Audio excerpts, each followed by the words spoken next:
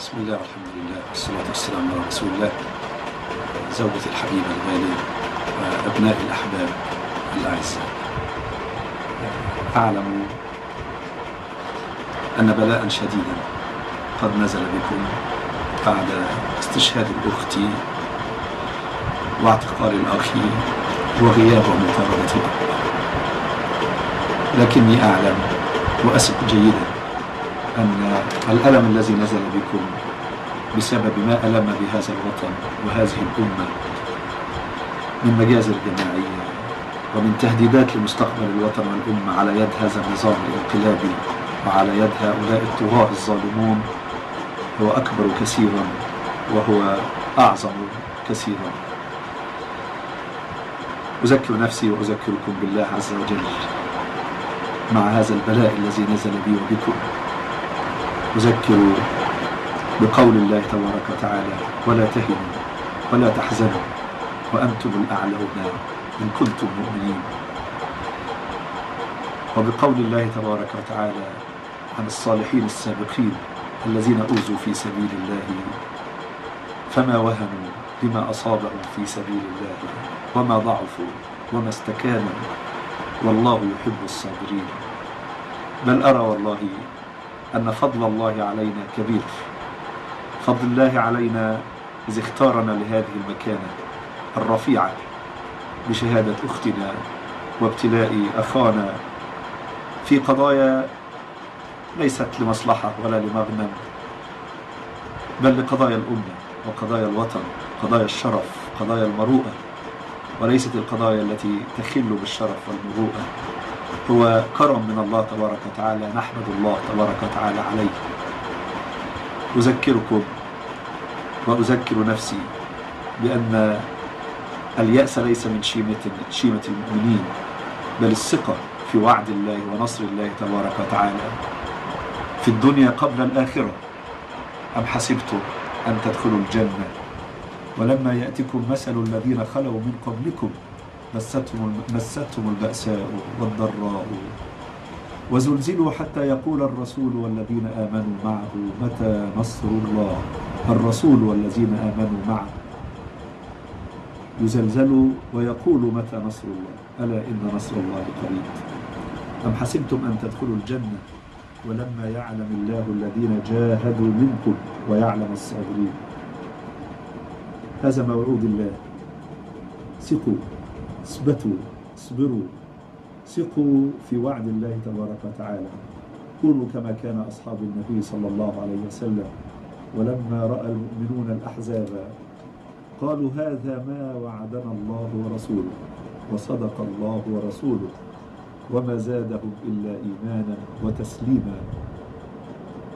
كونوا كما كان موسى عليه السلام أمام طغيان الفرعون كما قال أصحابه فقد ما أنت قاد، بل كما قالوا حينما قال لهم الجميع أن الدنيا كلها ضدكم، الأمريكان والأوروبيين والصهاينة والمخابرات والجيش وأمن الدولة والإعلام والقضاء والنيابة، الجميع ضدكم.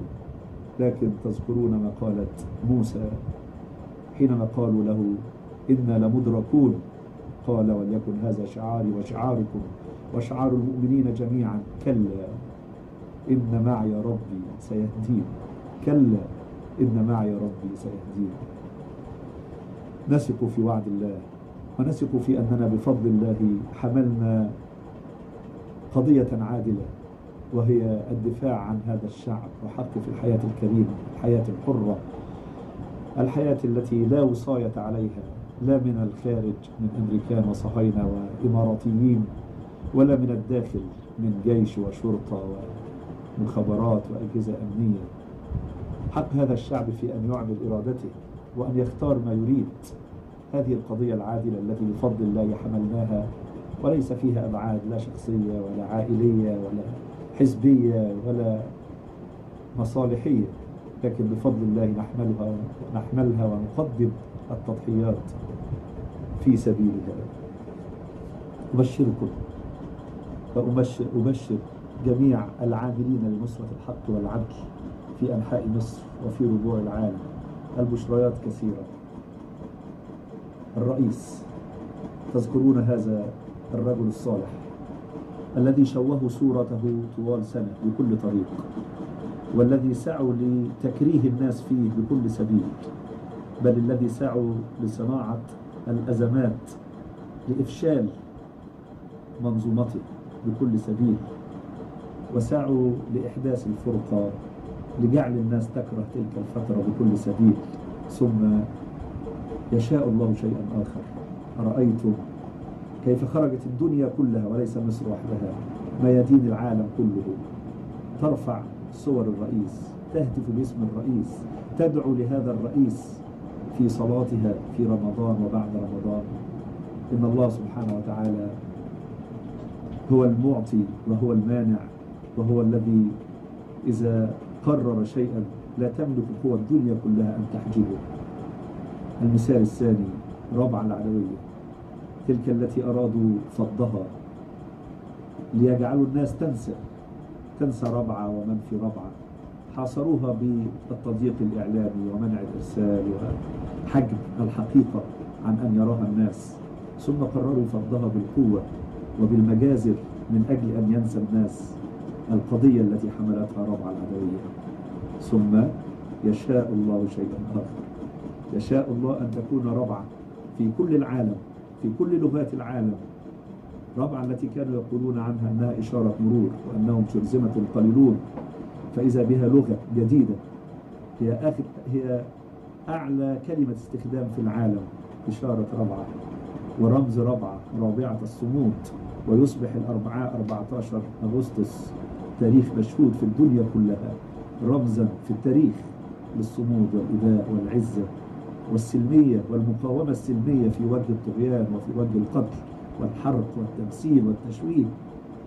رابعة التي صارت الآن يهتف باسمها العالم كله والدنيا كلها ولغات الدنيا كلها وأعراق وأديان وأجناس الدنيا كلها، مما يؤكد أن هؤلاء الأقزام لا يمكن أن يصنعوا شيئا إلا ما يريده الله سبحانه وتعالى. الله لا إله إلا هو الحي القيوم.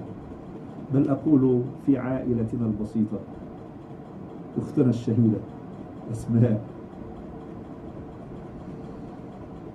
تلك الزهرة التي أرادوا أن يقتلوها بالرصاص من أجل أن يخلصوا صوتها وأن يغيبوا صورتها، فإذا بإرادة الله تبارك وتعالى تصنع شيئا آخر، ترفع ذكرى أسماء واسم أسماء وصور أسماء في ميادين العالم، يصلون عليها ويدعون لها ويهتفون بها ويرفعون صورها، ليس فقط في اسطنبول وفي قلب أوروبا، بل في المسجد الأقصى، بل في الكعبة المشرفة والمدينة المنورة.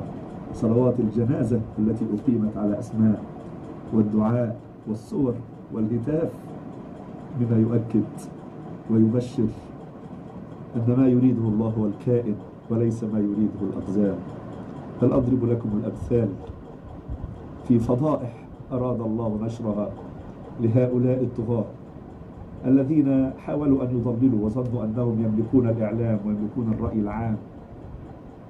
حاولوا مثلا أن يقولوا على مأذنة الفتح أنها مصدر الإرهاب ومصدر القتل، فإذا بالله يسوق إمام المسجد ليقف أمام العالمين رغم التهديد والتخويف ليقول أن تلك المأذنة خارج المسجد ويسيطر عليها الشرطة ولا يمكن أن يصل إليها المعتصمون داخل مسجد الفتح، وأن الذين صعدوا إليها واعتلوها هم من نزلوا من الطائرات تحت رعاية الشرطة وليس من خرجوا من ضمن المعتصمين.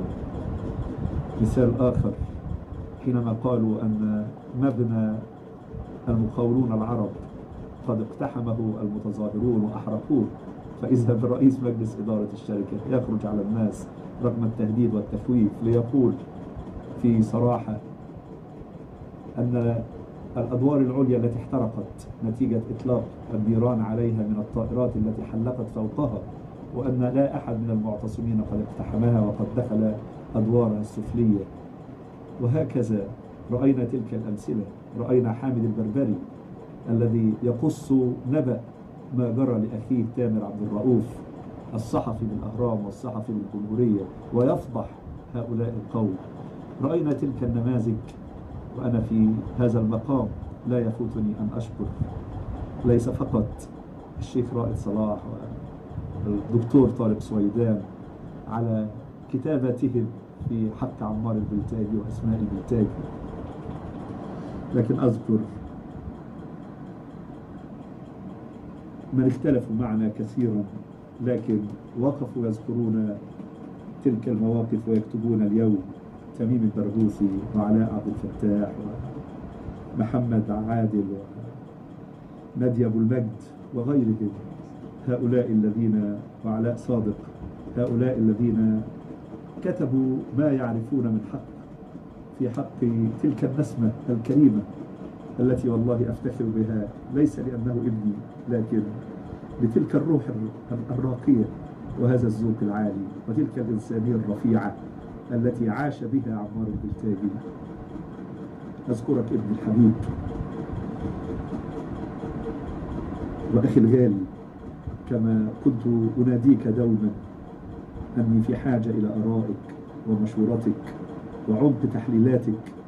أذكرك وأرقبك الآن أكرر كلماتك التي كتبتها في رثاء أختك على حافة الخلود: قد كنت آمل أن أكون لك الفداء مما ألم، فكنت أنت فدائي. أقول لأسماء ولعمار: قد كنت آمل أن أكون لكما الفداء مما ألم، فكنتما أنتما فدائي. وتفرق البعداء بعد مودة صعب، فكيف تفرق القرباء. أدعو الله أن يربط على قلب أمكم وأن يثبت إخوتكم، وأبشروا والله لا أدمع حزنا ولا وهنا ولا ضعفا، لكن فرحا واستبشارا بموعود الله ونصر الله. إنا لننصر رسلنا والذين آمنوا في الحياة الدنيا ويوم يقوم الأشهاد. ثقوا وامتلأوا يقينا في موعود الله ونصر الله، وتوكلوا على الله. اصبروا وصابروا ورابطوا واتقوا الله لعلكم تفلحون.